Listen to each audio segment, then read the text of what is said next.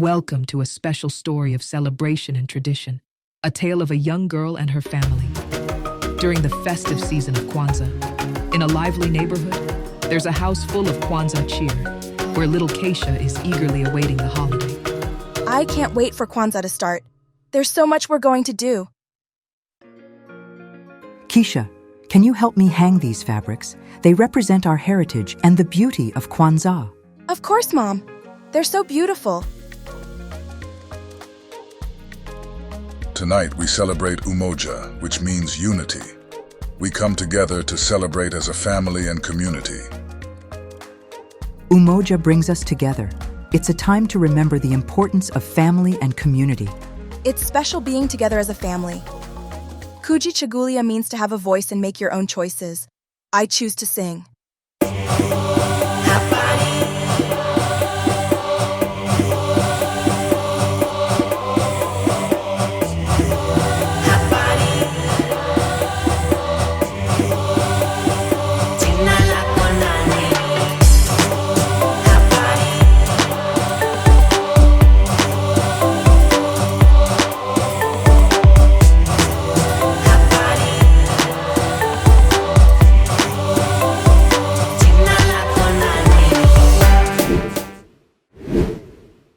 Ujima is all about working together.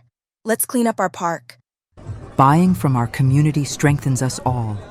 It's what Ujima is all about, supporting each other. Nia teaches us about our purpose. Today, I'm thinking about my dreams and what I want to be in the future. I want to be a teacher and help others learn. Kuumba means creativity. I made these necklaces to give to my friends. Imani teaches us to have faith. Faith in ourselves, our community, and our future. I believe in our family and our dreams. Next year, we'll do it all again.